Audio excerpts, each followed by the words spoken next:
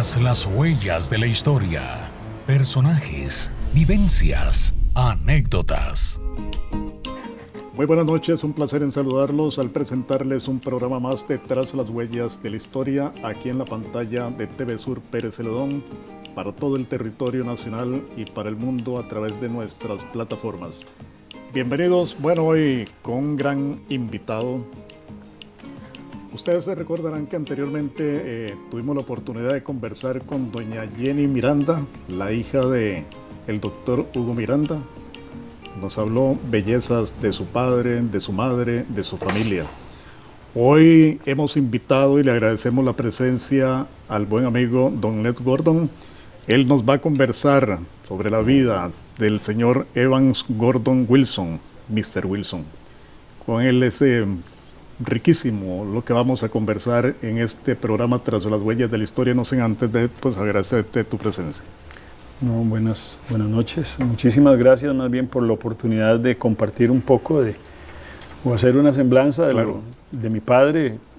Pocas veces se tiene la oportunidad. De hecho, con mis amigos conversamos sobre lo que fue la vida de él, que partió muy joven, a los 59 años y unos meses. Pero aquí estamos y en lo que sea posible, pues... Claro. Agradecerte, Ned, nuevamente. ¿Dónde nace tu padre? En Matina. Matina. 1913. 1913. Sí, hablábamos fuera de cámaras que murió muy joven. Sí. 59 años. A punto de cumplir, ¿qué? 2 meses sí. Antes de... Y me decías que tenías 13, por ahí de 13 años cuando murió tu padre. Exacto. Yo tenía 12 años y 11 meses, o 12 años y unos días, porque yo cumplo años en octubre y él falleció una semana antes de que yo cumpliera.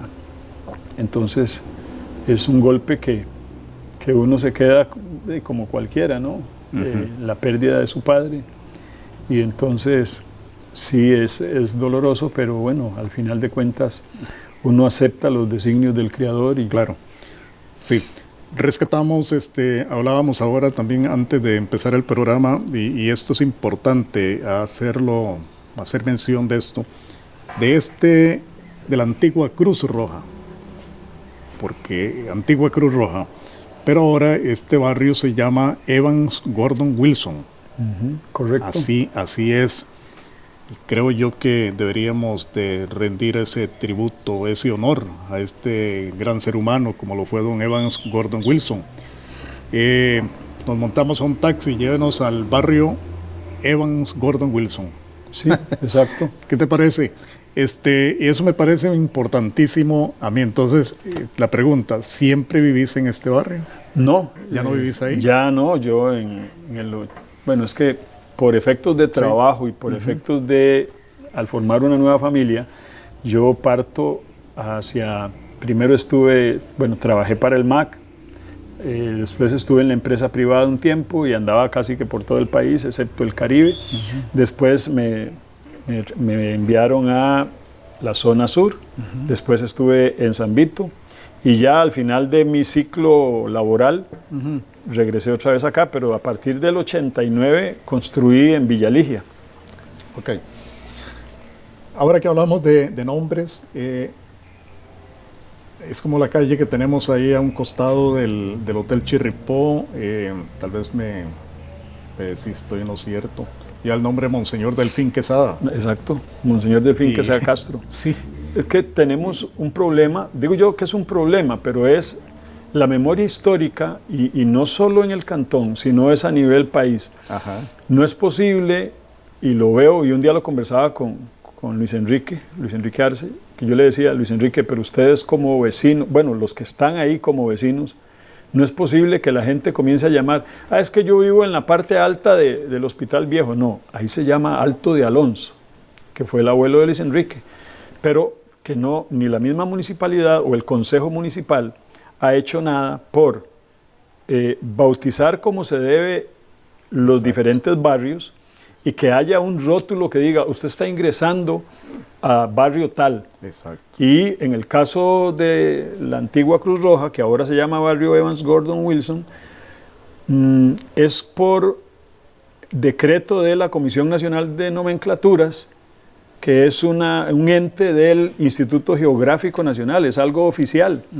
Y a pesar de que en el 2008, agosto del 2008, se da ¿qué te diría? Digamos, se nombra oficialmente, y de los documentos que yo le envié a diferentes instituciones públicas, algunas siguen omitiendo el verdadero nombre del barrio. Entonces, yo creo que en eso se ha fallado no solo las instituciones públicas, posiblemente nosotros también como familia, pero mal que bien, al viejo, y con mucho cariño, porque ella es mi padre, después de 50 años de fallecido, todavía hay personas que ahora en enero, un buen amigo de nosotros, Mario Méndez, escribió algo en su Facebook, y que a mí se me hizo un nudo en la garganta por lo que él estaba poniendo, en el sentido de que él quería ser como el viejo, que el nuevo año lo iba a encaminar a seguir el ejemplo de ese señor, de Mr. Wilson. Pero entonces uno dice, bueno, ¿qué debemos hacer para que el ente municipal nombre o rotule las calles y los barrios como debe ser? De hecho, uno de tus invitados en estos días, don Carlos Alvarado, un muy buen amigo, y otro grupo de compañeros que estamos en uno que se llama Generaleños por Siempre, en un momento determinado hicimos un listado de calles y con su respectivo nombre. Y entonces, por decirle algo, sí, estaba la de Monseñor Delfín Quesada, estaba el de, este señor, el de las cabras, don Rafael Cruz, sí, bueno, el señor y una serie de barrios que merecían llevar nombres de generaleños. De hecho, yo hice una nota en su momento, bueno, la firmamos los Generaleños por Siempre, se la enviamos al Ministerio de Seguridad. ¿Por qué? Porque el primer agente de policía que hubo aquí, Juvenal Venegas, en 1908, vino y que por favor, que el edificio nuevo llevara ese nombre. No se dignaron ni a contestar la nota, y a mí me dolió porque es un reconocimiento a aquellos que hicieron todo lo posible para que la sociedad que tenemos y de la que disfrutamos estemos como estemos. Bueno, y hay muchas personas, ahora me estás hablando de don Juvenal. Bueno, a la biblioteca que está en el complejo cultural lleva el nombre de Humberto Gamboa Alvarado, maestro rural pensionado. Sí. Algo se rescató. Claro, hubo situaciones que la gente, ¿por qué es que a nosotros, bueno, en el grupo nos indigna un poco eso? Porque perdona, venís un poco dulce, te siguen las abejas. ¿Será eso? Sí, te siguen las abejas. Bueno, y ojalá fueran abejas de las buenas, pero estas matan a las... ¿Ah, sí? Ah, sí, porque yo tenía 3 meliponas, de las que no tienen aguijón.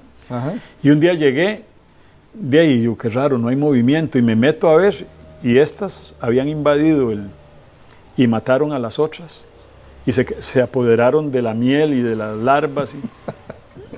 Perdón. Que el tema de los nombramientos de las instituciones públicas, y un día lo conversaba con otro buen amigo en Generaleños por Siempre, don Álvaro Quesada Fonseca, él está ya jubilado también.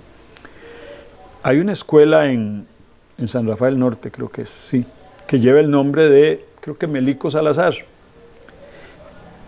Y resulta que la persona que dio la madera y la jaló desde Quebradas hacia arriba, en Yunta de Bueyes, era un señor que se llamaba Leoncio Fonseca, de los primeros fundadores de Quebradas, y nadie le reconoció nada. El Hospital Escalante Pradilla, lo he criticado, he hablado, un día estaba hablando con una amiga de apellido Cordero, una enfermera, y entonces yo le decía, lo que más me molesta es que aquí usted va y pregunta ahí en el parque que quién fue ese señor, de ahí es el hospital. ¿Y qué hizo? No hizo la gran cosa. Lo único que él hizo fue, como estaba de cónsul en Alemania, como que usted le diga, lleve estos papeles a aquella oficina porque ya vienen firmados por el ministro de Relaciones Exteriores, el presidente ejecutivo de la Caja. Correcto. Y eso fue lo que él hizo. Y entonces digo yo, con tantas personas, no solo el caso del doctor Miranda, de las primeras enfermeras, la primera enfermera de la clínica, una señora doña Josefina, estaba el doctor Gavarain, estaba, bueno, tantas personas, y mejor uno no dice nombres porque la memoria le resulta, ¿verdad? Pero si usted se pone a escarbar, sí, hay gente sí, claro, con mucho más atestados para que el hospital o una de las instituciones, digamos, nuestras lleve puña, pero no. Lo único que sí creo, y yo entiendo, pues no me consta, no he hablado con don Secundino, pucha, y que el edificio de bomberos creo que sí lleva el nombre de Secundino Umaña, me parece. Tiene el nombre de Secundino Umaña, sí. Correcto. Es la única justificación sí. y justicia que hemos hecho. El hogar de ancianos Monseñor Delfín Quesada. También. ¿Verdad? Pero es complicado. Y gente que no estaba politizada, eso es importante, porque eso es lo más lindo. Si te hacen un puente y va a llevar el nombre de, ya eso. Es que sucede, ¿no? Entonces, en el caso, para ir, como dices, retomando el hilo de la conversación, en el caso de mi papá llega en 1939 acá. Y él llega con la maquinaria y las personas que iban a hacer el trayecto entre San Isidro del General y Cartago, porque de Cartago hacia acá venía otra empresa, pero esos desembarcan en Limón y se vienen por tren y en Cartago, en cambio... ¿Trabajaban en el MOP? Esa compañía se llamaba Mills. Ya. Es que habían varias compañías, Mills, Martin, La Foster, y había la Oficina Federal de Caminos. Todas esas empresas, era un consorcio de empresas que en alianza con el gobierno de la República rompen y hacen la carretera. Entonces mi papá llega en el 39 y se acomoda y ya, pues, de mucho sirvió el Black English porque le ayudaba mucho a Mr. Thomas Brewer, que era Mr. Tommy para los generaleños de esas épocas, que lo conocieron. Y entonces mi padre, cuando ya está aquí instalado, 40 digamos, él siempre se metió con los muchachos en el sentido de darles consejos, de organizar torneos de boxeo, jugaba béis, en fin, se puso a tratar de colaborar con la juventud y mucha gente ya mayores, mucho mayores que yo, me cuentan de esas historias muy lindas, por cierto. Y se va involucrando y con algunos vecinos. Acá fundan, vecinos digo yo, don Mario Bonilla y otro poco de generaleños por adopción, porque no eran ni de aquí, sino que llegaron y se quedan y no, vamos a hacer de este pueblo un mejor pueblo para vivir. Entonces se organizan y fundan la Cruz Roja con la convicción de que era de gran ayuda para las personas, qué sé yo, que un paciente, sí, ya no había que sacarlo en el carro de don Mario Bonilla. Y entonces, por el contacto que tenía con Mr. Tommy, él dona una Willys, que era la número 30, que fue el era una Ford. Después de la Ford llegó una Willys, también donada por la misma empresa, la Mills, que tenía las oficinas exactamente aquí donde estamos ubicados, Frank. ¿De veras? Porque después del cementerio habían una serie de casitas que eran donde habitaban o donde vivían algunos funcionarios de esa empresa. Hacemos una pausa comercial y ya regresamos a su programa Tras las Huellas de la Historia. Tras las Huellas de la Historia.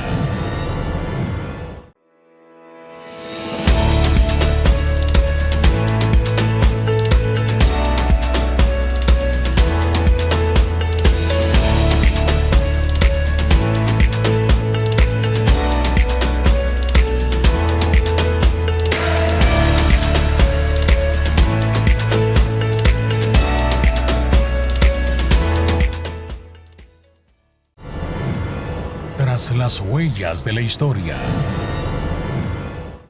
Continuamos en este programa Tras las huellas de la historia conversando con Ned Gordon, el hijo de don Evans Gordon Wilson. Bueno, nos contaba de ese trabajo importantísimo en esta carretera, Ned. Él trabajó ahí, por cierto, tengo que pasarte esa foto porque tengo que buscarla. Claro. Es una foto con uno de los equipos que le asignaron para conducirlo.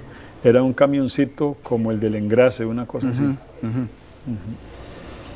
¿Eso fue en qué año aproximadamente?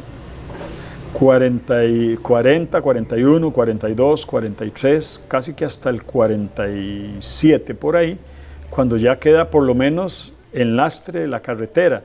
Y a muchos de esos trabajadores los asume el Ministerio de Transportes en ese momento. ¿Él siguió? Sí. Hasta su fallecimiento en el 73, que todavía era funcionario del Ministerio de Transportes. En esos 13 años, cuando ya fallece su señor padre, me imagino que usted, conoce muchas facetas, la manera de ser de él, el carácter, tantas cosas. ¿Qué nos puede...? Bueno, el programa es suyo. Gracias. Bueno. Ya a mí no me gusta robarme el show en esto. El invitado es... Tranquilidad.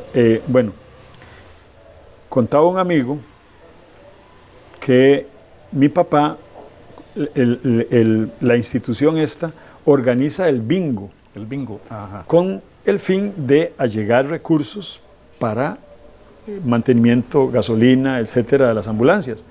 Entonces mi papá se convierte como en un administrador. Entonces en las noches el hombre estaba ahí, de 5 de la tarde a 10 de la noche. Yo recuerdo que esto estaba por la ferretería de Don Tuto para abajo, hacia abajo, ¿verdad? No, el primer bingo, por lo menos que yo tengo memoria, estaba ubicado, en la pura esquina suroeste del parque. Ahorita hay una venta de cosméticos. Ya. Ahí estaba la ferretería Rodríguez, que se quemó. Después seguía el bingo de la lotería, después seguía una herrería, después de la herrería habían unas casitas y en la esquina estaba Sexa, compañía eléctrica del general de don Sergio Saborío. Entonces cuando estuvo ahí, él llegaba temprano, barría, acomodaba todo para dar inicio y realmente el hombre, como dicen, creía en el proyecto y así fue por muchos años. Luego, los domingos iniciaban más temprano, como a las 2 de la tarde. Y al frente estaba el Kentucky. El vacilón es que en esa época, desde las 2 de la tarde como hasta las 8 de la noche, en el Kentucky uno decía la oye carne, porque era baile, hacían bailes. Entonces, había veces, competía el micrófono del bingo con la música pero nunca fue molestia realmente. Y entonces ahí se instalaron y decía un amigo, y yo eso sí no lo vi, pero que mi papá, sí sé que una de las canciones favoritas de él era de Louis Armstrong, A Wonderful World, y entonces que la tarareaba, porque yo nunca lo vi así como que muy bravo, ¿no? Por lo menos con nosotros. Y hay una faceta que muy poca gente conoce, que cuando en 1953, 54, cuando inician la construcción de la catedral del Templo Católico, él se integra a ver cómo colabora, pero él no era católico. Él no era católico. Y sin embargo, tipo abril, marzo, abril, se iba para las comunidades con una libretica y un lapicero y pasaba. Acordate que te estoy hablando de 55, 60 por ahí. Él entraba, por decirle algo, Valle del Guavo.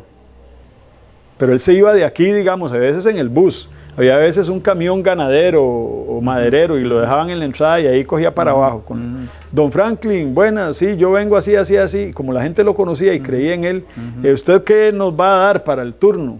De ahí, tengo un chanchito ahí que les puedo... ok, un chanchito. seguía a la siguiente casa, sí, yo les puedo dar unos huevos duros, unos huevos cocinados, ¿cuántos? Tanto, papá. Y ahí iba apuntando, ahí iba apuntando. En la tarde salía y a ver en qué se venía para acá. Lo mismo que, y el que me contó esas anécdotas, que en paz descanse, Adán Núñez, porque dice que pasaba por la casa de él y que las primeras veces ellos se asustaban porque hey, un negro y que se metían debajo de la cama y ya cuando salía el papá y conversaba con el viejo, ellos entendían que era una persona de bien y que entonces ya salían a conversar y mi papá a veces llevaba melcochas, un confite y ya se los ganaba. Entonces apuntaba a eso y el 12 o el 13 de mayo solicitaba al comité de la Cruz Roja una unidad, en este caso podía ser la 30 o la 49, que eran vehículos doble tracción, para entrar a esas comunidades, que ya había empezado a llover, con el fin de ir a recoger esas donaciones, y llegaba y las dejaba ahí en el... Y yo me acuerdo que él tenía muy buena relación con don Delfín Quesada, con Monseñor, porque los dos eran unos buenazos, en eso se parecían. Sí, buenachones. Sí, y yo me acuerdo que a mi papá había veces los domingos, le gustaba ir en la tarde a darse una vueltita donde Monseñor a conversar.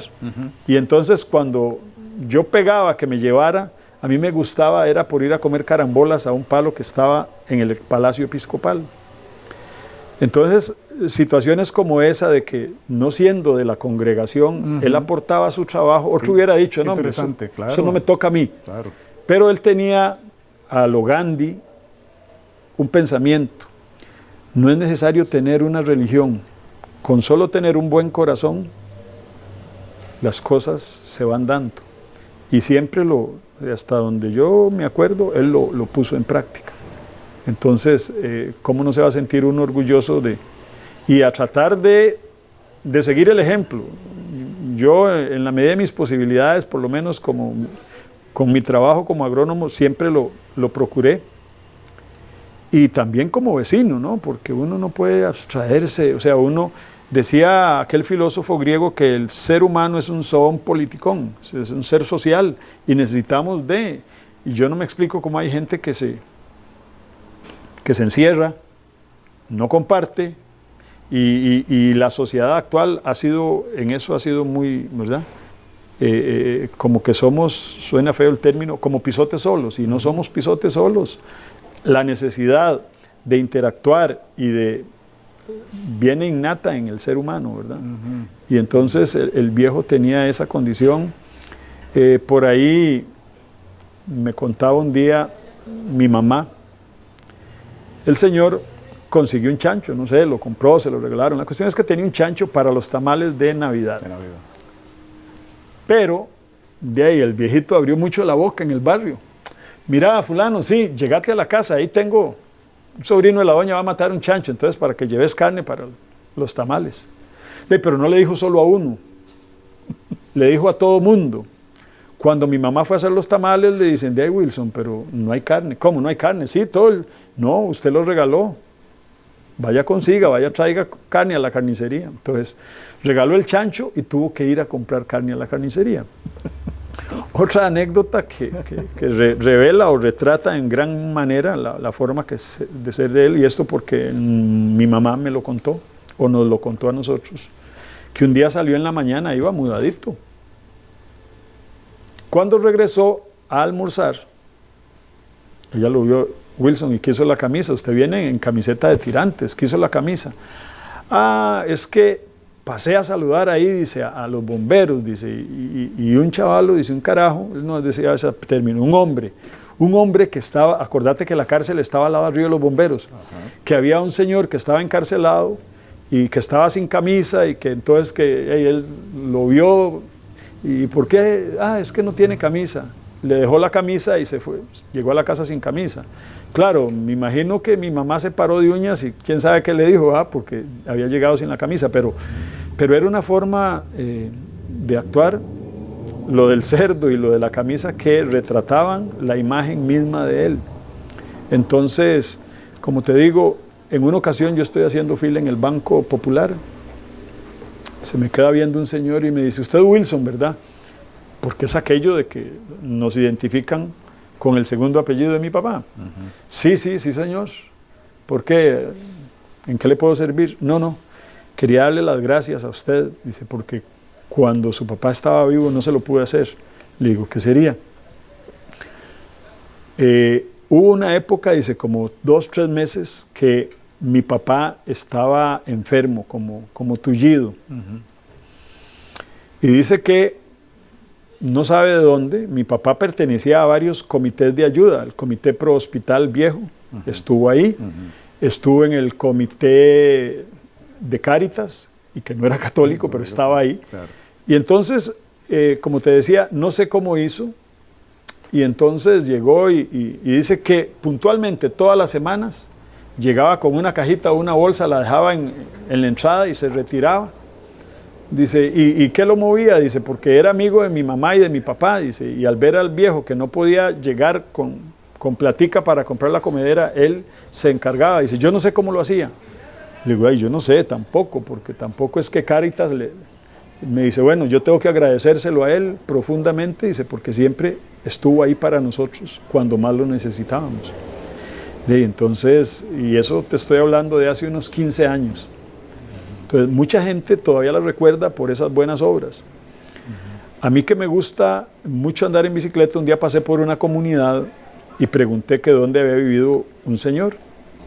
Y me dicen, en tal parte. Entonces yo fui a ver, yo sabía que ya el señor no estaba, ya había fallecido. Digo, mire, es que yo me acuerdo que el dueño de casa, todos los años, cuando mi papá estuvo vivo y todavía tiempo, qué sé yo, 2 años después, 3 años después, le digo, del 76 para atrás, que yo tenga memoria, llegaba con una bolsa de yuplones enorme, abajo venían los verdes y arriba los maduros. Y era el agradecimiento que el señor hacía a mi papá que le había conseguido el palo de yuplón. Y entonces me dice un señor, sí, dice, pero ya ese palo no existe. Claro, dice, nosotros sembramos por varias partes, pero sí, dice, yo me acuerdo que el abuelo era el que le llevaba los... Y el señor venía cargando, yo no sé si venía a caballo, porque en esa época no había bus o cazadora, y venía cargando con él a llevárselo. Otra de las facetas fue cuando él y otro grupo de vecinos, pero principalmente él, se le partía el alma de ver que en el cementerio municipal no había una capilla con todas las de la ley para atender los cuerpos que iban a ser sepultados. Y se enroló ahí, hasta que logró muchas cosas. En 1973, 74, por ahí, la inauguran. Me acuerdo porque yo fui con mi mamá a develar la placa. La capilla lleva el nombre de mi papá, pero porque se partió el alma. Y entonces, con el paso de los años, como te decía hace un rato, hay mucha gente que lo recuerda, gracias a Dios, por sus cosas en positivo. Qué bueno. Y porque, mira, hay situaciones que uno tal vez se le olvidan, pero lo más importante es que hay gente que todavía lo tiene en la memoria. Claro. Y entonces es aquello de que uno no muere mientras lo lleven en el corazón y no se les olvide. Y de las cosas en positivo, como te decía, fue eso, que él caló profundamente en una época en donde era el tercer negro que llegaba al cantón. El primero, te hablo de como 1907, John Henry Davis, era un jamaiquino que llegó acá, se emparejó con una señora de por el lado de Buenavista y la señora se enfermó y entonces él regresó y nunca más se supo. Después un pariente cercano de mi papá, don Luis Alberto Pearson Wilson, vino y vivió acá, tuvo 2 hijas y ese señor murió en la zona de Santa Rosa, creo, como que le cayó un árbol o una rama encima. Y Santa Rosa de acá, de acá. Pérez. Sí. Pérez. Ese es como dicen, el tronco del que descienden los Pearson. Te estoy hablando de, bueno, tuvo 2 hijas, Cecilia y Josefina, y doña Cecilia, yo conocía a muchos, a Jorge, a José, a Vianey, a Sandra, que creo trabaja en Copemadereros, a Flora, que vive por el lado de la frontera, son muchos.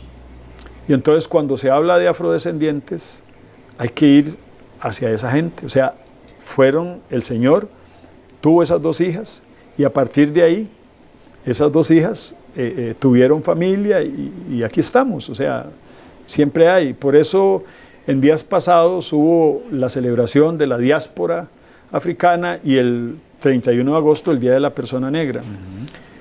Es un comentario que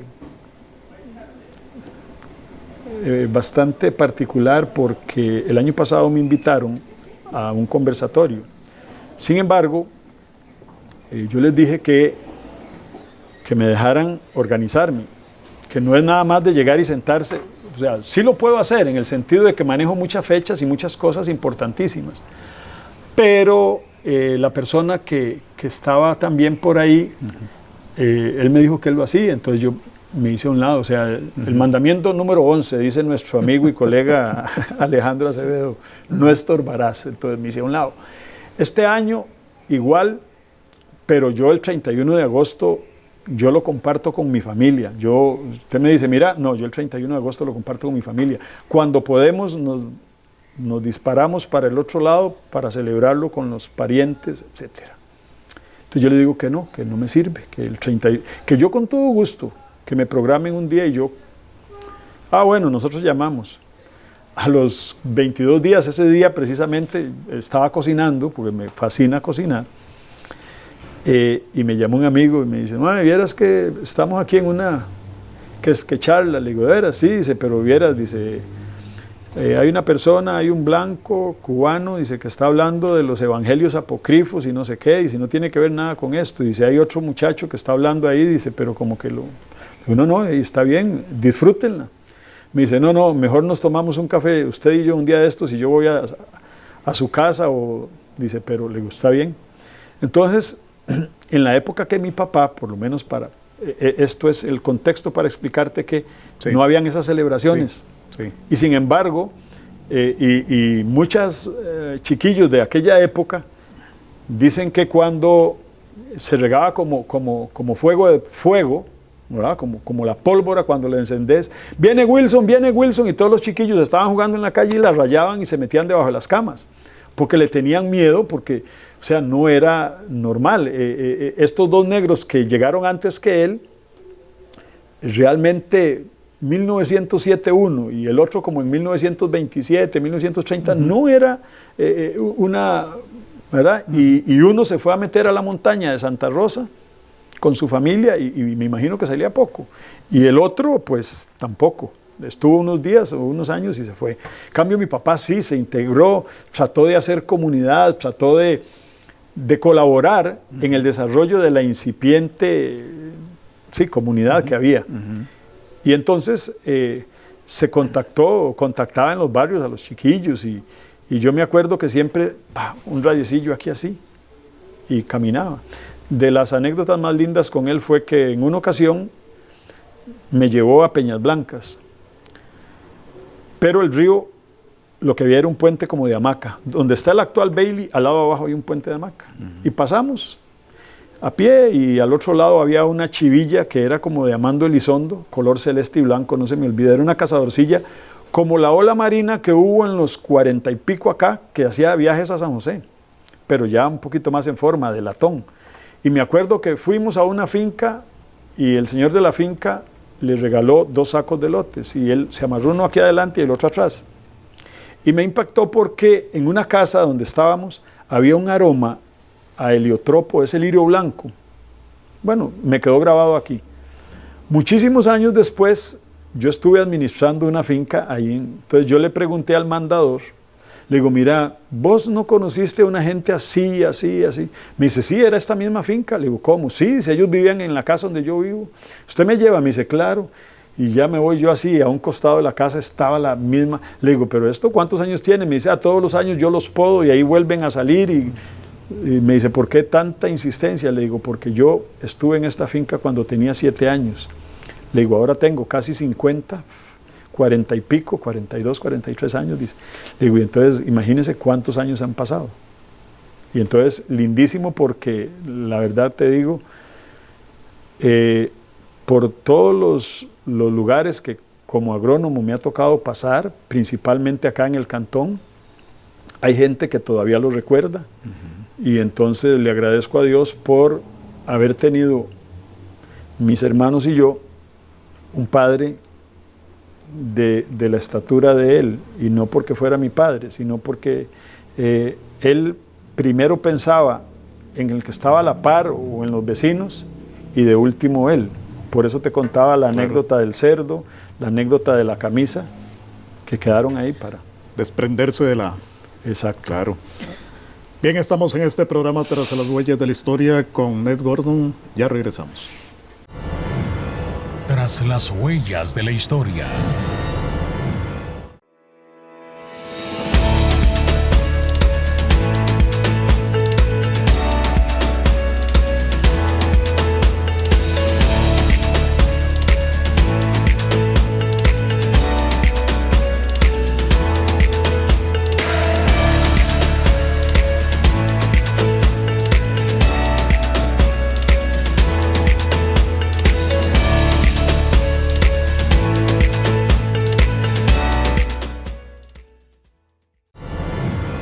Tras las huellas de la historia. Continuamos en este programa Tras las Huellas de la Historia. Importantísima la participación de Ned, al cual le agradecemos en todo lo que vale la presencia en este programa Tras las Huellas de la Historia. Son 180 programas que hemos tenido la oportunidad de grabar, Ned. Eso es una mina. Nos sentimos orgullosos de eso. Es una mina, si lo vemos desde el punto de vista que hemos estado hablando. Es rescatar la memoria histórica de nuestro cantón y más allá, porque en el caso de, habemos 3 compañeros en el grupo Generaleños por Siempre, que fue creado como en el 2006, y todo sale a partir de una foto que yo le doy a un nieto de don Gilberto Blanco, y le digo, Rafa, aquí está esta foto, está Ramón Segura, que era inspector de caminos, está don Gilberto, su tata, y está mi papá, su abuelo, y está mi papá. Me dice, uy, sí, qué linda, y yo se la di, y esa foto después la vi yo, y él no la compartió, sino que alguien la cogió de no sé dónde, y la vi en las redes sociales, como si fuera una foto, ya después yo dije, no, total, y a partir de esa foto tenemos como unas 8,000 fotos de diferentes partes del cantón, de personajes del cantón, porque creemos que es importantísimo. El año pasado, en la celebración, en la conmemoración del cantonato, don Enrique Solís, el famoso Perico, un buen amigo, él hizo una pequeña exposición de las fotos. Y como él les decía, sí, pero es que esto apenas es la punta del iceberg de lo que nosotros tenemos, y lo que queremos es que la gente conozca, porque yo me pongo a leer historias o me pongo a ver cosas en el Facebook de gente que escribe, ¿verdad? Y entonces ponen, no sé, el buen precio, por decirle algo. Y hay gente joven que pregunta, ¿y dónde era eso? Entonces hay gente que los ubica, pero hay otros, por desgracia, que más bien los desubican y le dicen, no, dice, ese era un almacén que estaba allá por donde sale Tracopa. No, ese era el almacén, el granero de sí, don Vicente Herrera, y que casado con... Buen precio era los Chinchilla. Era de los Chinchilla. Sí, sí, claro. ¿Entiendes? Entonces hay cosas tan lindas y a mí me duele. La bodeguita, ¿te acordás? La bodeguita la bodeguita era de, ya le digo, Castro, sí, de Castro, sí. Y eran de dos, de un hermano y una hermana. Estaba Jimmy ahí. Sí. Jimmy, sobrino del papá de Manuel Castro Rivera, Chipica. Sí, claro. Y la señora era tía de Manuel, hijos de Mateo Rivera, uno de los barberos que llegaron al cantón, que vivió 75 metros, donde está ahora la Contraloría de la auditoría de Copialianza. Para arribita de donde está Copialianza hay un estudio fotográfico, no sé qué, buscando los planteles, digamos, a mano izquierda, ahí estaba la casa de Mateo Rivera, que era uno de los barberos. Y también me ha servido, vieras que en una ocasión alguien publicó algo de helados. Entonces yo puse, miren, los mejores helados que yo he probado de coco, los probé en una casa donde vivió el francés Enrique Castiñeiras. Enrique, sí. Ahí vivía un señor, don Cuyo Rojas. Tenía una casa muy linda de un corredor volado y taca. Nadie ha hecho los helados de coco como esa gente, punto. A los días veo que alguien me menciona, digo yo, ¿qué será?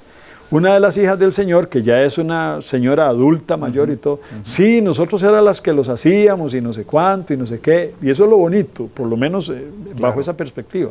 Ese San Isidro del ayer, ¿verdad, Ned? Qué belleza. Totalmente, porque yo digo, y sin menoscabo de las personas que llegaron a contribuir con nuestro desarrollo.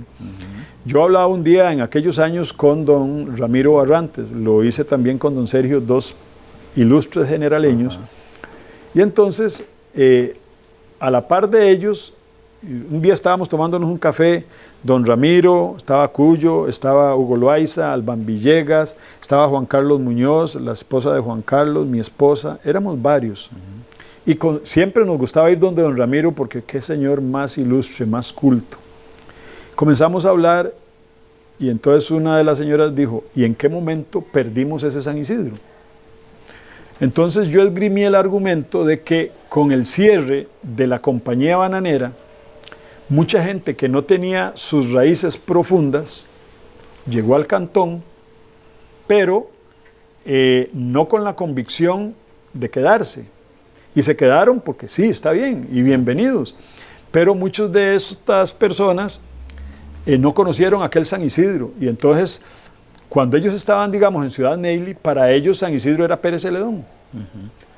Y eso se consolidó cuando el equipo de primera división llega, y entonces era Pérez Celedón, Pérez Celedón, Pérez Celedón. De hecho, los buses no decían Pérez Celedón, decían San Isidro de El General. Y entonces perdimos un poco ¿qué sería? Yo digo que nuestra generaleñidad se disminuyó porque mucha gente no sintió tan arraigado en sus raíces, en sus venas, en su sangre, en su savia, todo aquello que nos identificó. Mi mamá llegó en 1921 a San Isidro, venía de 4 años, nació en el 18 y 3 y medio, sí, ellos se vinieron como en el 21-22. ¿De dónde vino su mamá? De Santa María de Ota, Santa María de Ota. Como tantos otros. Sí, correcto. Mi mamá llega acá y dice que ellos se vinieron un 6 de mayo, llegaron un 11 de mayo, y que lo que encontraron a la entrada del rancho que mi abuelo había hecho o había alquilado, construido, no sé, ahí en la propiedad que habían comprado, fue un rollo de frijoles recién arrancados, una mate de yuca y un racimo de plátanos. ¿Por qué? Porque el viejillo había venido antes, había sembrado, había regado frijoles, arroz y maíz. Y entonces el vecino, creo que era un señor Felipe Elizondo, cuyos descendientes viven al pie de la piedra, una casita nueva que hay ahí ahora. Antes había una casa vieja muy linda y nos hicieron esa. Entonces, pero bueno, el Señor dejó eso como una forma de decir bienvenidos. Y véalo usted así, muy sencillo. Y ahora llegó, digamos, don Didier Cascante, el papá del compañero camarógrafo. Llegó don Didier Cascante al frente, parte sin novedad. ¿Por qué? Porque ya eso, como dicen, lo hemos superado, pero no es superado. Es que es alegrarme de que llega un vecino nuevo y con buenas costumbres, y entonces va a consolidar y a solidificar las relaciones que hay entre los vecinos, pero ahora no, ahora, vieron que llegó, ¿entiende? Y yo sé que la misma sociedad ha ido hacia eso. ¿Por qué? Porque ahora usted no sabe, y entonces la gente se encierra, nada más sale a trabajar y llega a dormir. Sí. Así de simple. Ese San Isidro del ayer con don Jacinto González, en la avenida González, todos los González, aquellas mejengas que... En el campo de aterrizaje. Sí, en el campo de aterrizaje. Cuando yo vivía en la avenida González, era avenida González con el barrio San Rafael. Ajá. Y estaba uno pendiente si venía la...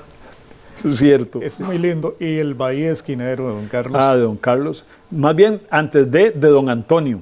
Ajá. Porque acuérdese que don Antonio fue el primer administrador, el segundo dueño, porque lo construyó CAI, pero nunca y después ya se lo vendió a don Antonio. Pero y no es porque uno quiera vivir en el pasado, sí, no. Es porque nos tocó vivir una época tan linda, y entonces nosotros, la tercera generación, tuvimos la dicha de ver el asfaltado de calles, en los trabajos de la compañía Construcciones y Pavimentos Mexicanos que hicieron el alcantarillado sanitario. Vimos tantas cosas tan lindas que pues le agradecemos a Dios el haber vivido ese proceso, esa etapa, y queríamos continuar por la senda del desarrollo con esas consignas. Sin embargo, ya hace mucho que la política fue permeada por gente que, por más que me diga, no tienen las convicciones de un Chepe Rojas, el ex vecino de don Milton Fonseca, don Mario Bonilla, los señores que venían, los síndicos, los regidores de las diferentes comunidades, que venían a caballo, algunos, a pie otros, como lo mismo que en su momento lo hizo este señor Barrantes, don Patrocinio el Viejo, que era delegado de aquí y se iba a pie a participar de las reuniones del Consejo a Santa María. Sí, sí. Estamos hablando de esa época, un ejecutivo municipal, Juan Céspedes, Eso mismo. Juan Muñoz Valverde, gente con... Misael Muñoz en la tesorería, ¿verdad? Vea, gente que no es que los que estén ahora no lo hayan hecho bien. Sí. Yo sé que los tiempos cambian. Un Sergio López como regidor. Don Sergio López. Es que es gente que antes de la camiseta del partido se ponían la camiseta de la comunidad que estaban representando, el sombrero de la comunidad que estaban representando. Hay algo que, como te decía, el cantón no ha reconocido en esos ilustres ciudadanos lo que ellos hicieron. En una oportunidad yo subí la foto de Choa Picado, señor de aquí del lado de Platanillo. Sí, correcto. Y la gente, era un señor, yo creo que era hasta analfabeto. No calzaba, él no usaba zapatos como don Zenén Quirós, tampoco. Pero don Choa Picado fue de los impulsores más grandes del colegio nocturno del cantón, y a la gente ni fu ni fa, véalo así. El Liceo UNESCO, sí, porque fue una delegación del UNESCO, sí, de esta Organización de Cultura de la ONU, que permitió tener nosotros el liceo. El colegio nocturno no tiene nombre. Ahorita en la de menos, ¡pum!, nos llegan y nos montan otro. O lo que la gente, yo les decía en una ocasión, mire, no hemos logrado valorar todavía a don Sergio Saborío. Correcto. José Antonio Valverde, director del Nocturno. Ajá, Java Verde, el poeta. Ajá. Cosas que a uno... Y entonces en esa época, don Alberto Moreno, dando centros de física, después de que salía de trabajar, y acaso que él los cobraba, era por amor a hacerlo, por amor a ayudar a los que estábamos o veníamos ahí en el proceso del bachillerato. Y usted dice, ¿será que estoy viviendo en el pasado y que no quiero dar el paso a vivir en el presente? No, al contrario. No, al contrario. Pero siempre es importantísimo mirar el pasado para vivir el presente y proyectarnos hacia el futuro. Está muy interesante eso, ya regresamos. Tras las huellas de la historia.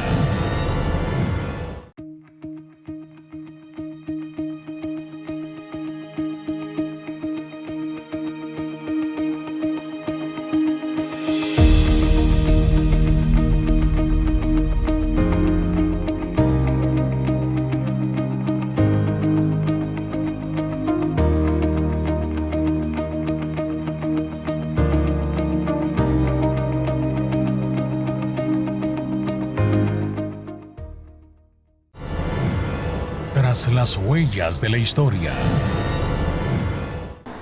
Continuamos con el buen amigo Ned Gordon, interesantísimo eso que estamos comentando, y valga la oportunidad que estamos con la memoria de su señor padre, don Evans Gordon Wilson, para traer a colación estos temas importantísimos, que es hacer historia también. como menciona estas personas que de una u otra forma colaboraron con el Valle del General?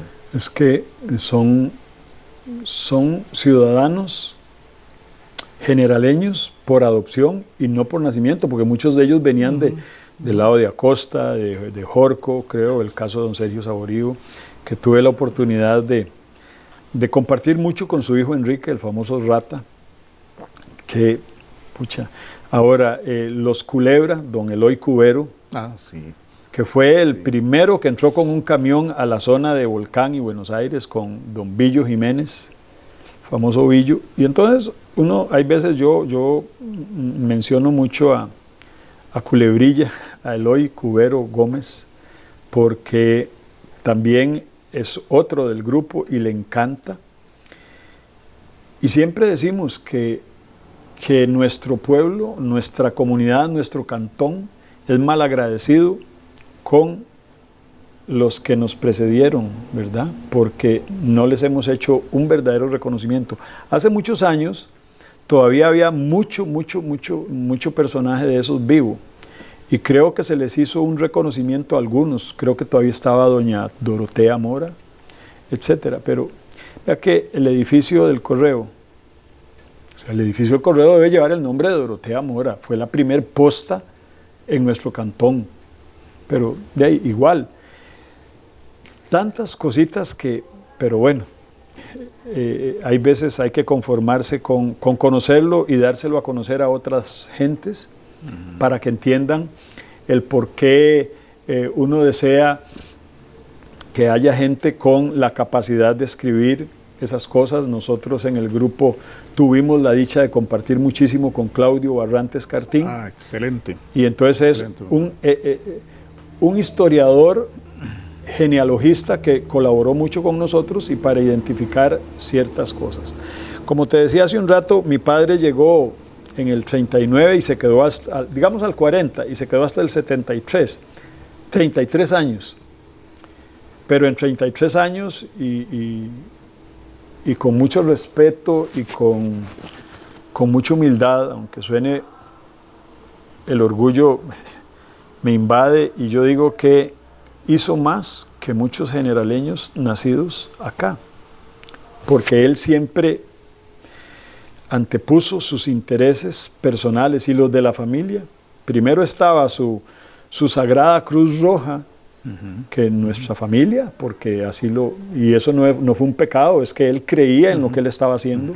Y entonces por ahí uno dice, qué dicha que él hizo lo que hizo, porque nos hizo a nosotros como hijos y a sus nietos y 2 o 3 bisnietos que hay por ahí, mejores ciudadanos. Porque siempre pensamos en que es bueno tener la posibilidad de colaborar, de que por ahí mi hija hace mucho, en el 2010, una de mis hijas, estaba en el 31, sí, en el 2010 hubo algo para conmemorar la celebración del cantonato. Entonces se hace un concurso de narrativa. Entonces ella hace un ensayo que decía, manos que dan siempre están llenas. Y mi papá siempre pensó en eso, o sea, nunca pensó en que, fue puña, recibí tantos sacos de maíz, voy a dejarme uno, ¿no? Siempre estaba. Es más, a mí me tocó ir a distribuir. Oiga, mi papá tenía muchos amigos, y para Navidad lo de él, porque la vivía a plenitud la Navidad, entonces mi mamá no hacía 100 tamales. Al principio, yo me acuerdo que sí, hacía 2.000, 3.000 tamales para la venta, pero de esos tamales había veces, llegaba mi papá y apartaba, no sé, 5 piñas por aquí, 4 piñas por allá, 3 piñas. Pero Wilson, es que esos son los que yo tengo para la venta que vamos a hacer. No, estos tamales, me lleva estos, son de don Milton, me lleva estos. Y allá iba yo, con mi hermana, la mayor que yo, a dejarlos. Entonces, por ahí, el viejo tenía ese espíritu de entregarse. Entonces, con ese asunto de manos que dan siempre están llenas, yo creo fundamentalmente en eso. Claro. Su mamá Sus padres se casaron aquí. Sí. Ese es un datito que se me quedaba por ahí, sí. Sí, sí, sí. Mi papá conoce a mi mamá. Ajá. De hecho, de las cosas lindísimas que hay es que mi mamá, por una fiebre reumática, había quedado en cama. Y mi papá, como que la fue a conocer y a partir de ahí empieza la relación. Pero no era que se le encontró bailando, que no, estaba casi que tullida en una cama y él la conoce y aquí estamos Empieza nosotros. Exacto. ¿Qué estás opinando actualmente de la situación tan lamentable, Ned, que se está dando en los estadios, la discriminación racial y todo este asunto? Mire, dentro de las Tema cosas complicado por las que yo no volví a un estadio, en parte porque, tampoco es que me llame mucho la atención, pero en parte es porque, y me lo decía un amigo, William Garbanzo, en un post que yo hice, que si usted mira, genéticamente hablando, llevamos sangre aborigen, todos y cada uno de nosotros. Llevamos sangre afrodescendiente, todos y cada uno, en mayor medida y otros en menor medida, pero todos. Y no puede ser, que la gente va a un estadio a desahogarse, por Dios. Es de que el árbitro pare el partido, y como son estadios tan grandes, no son estadios pequeños, mire, el fulano aquel de camisa roja está insultando, hágame el favor y me lo sacan. En otros países, los guardas de seguridad no están viendo al campo, sino que están viendo a las graderías.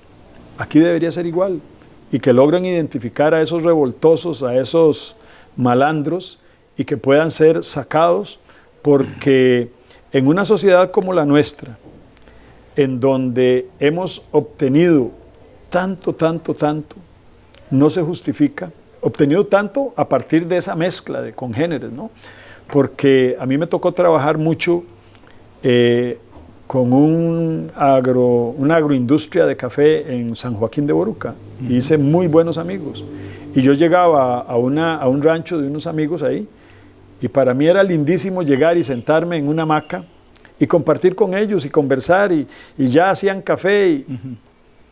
Igual me sentía que en la casa de una persona de tez más blanca, porque yo siempre decía, es que son seres humanos, antes que aborígenes, antes que borucas, antes que teribes, o guaimíes, o bibris, son seres humanos. Son seres humanos, y a lo último, todos llegamos.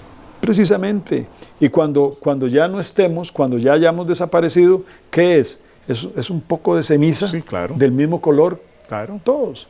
Así es. Solo que, y lo decía yo por ahí también para cerrar cuando se da la diáspora, que es la disgregación, o sea, que es la dispersión de los africanos, porque los montaban en barcos negreros, y en un barco donde cabían 100, traían 400, 500, y algunos se morían de camino por las condiciones infrahumanas en que los traían. Cuando los negreros iban a traer, porque también hubo negros de esas etnias que participaron en el sentido de que iban y entraban a aquella comunidad, y como eran más poderosos se las traían y los vendían. Pero en esos países, esos reinos tenían universidades, tenían bibliotecas, tenían de todo, y ahora la gente cree que es que en África solo habían leones y taparrabos. No, es una situación así. Ned, sinceramente, pues muy agradecido con la participación, con haber realizado esta conversación hoy en este programa Tras las Huellas. Para final, ¿cuántos años tenés? 63. Sí, estás muy joven. Qué dicha. Pero qué barbaridad, qué bonito conversar con una persona que mueve todos estos temas que son importantísimos. En lo personal me siento enriquecido conversar con usted. Y pues y aún más resaltar la memoria de su señor padre, de don Evans Gordon Wilson, Mr. Wilson. No, agradecido con ustedes por la oportunidad. porque obviamente uno no anda pregonando que soy hijo de fulano o de mengano, sino que al contrario, la gente desconoce muchas facetas desde la llegada de él.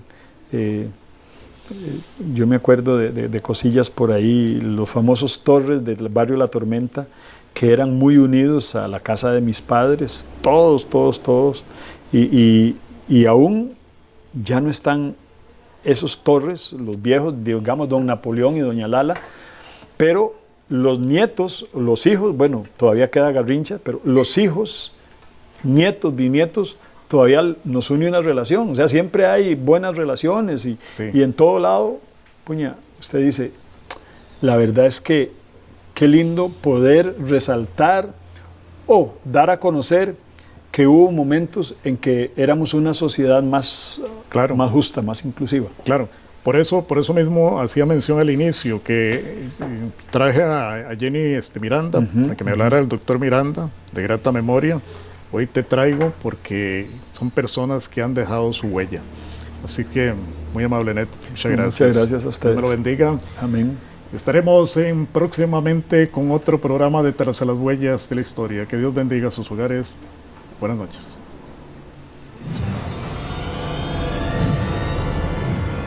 Tras las huellas de la historia. Personajes, vivencias, anécdotas.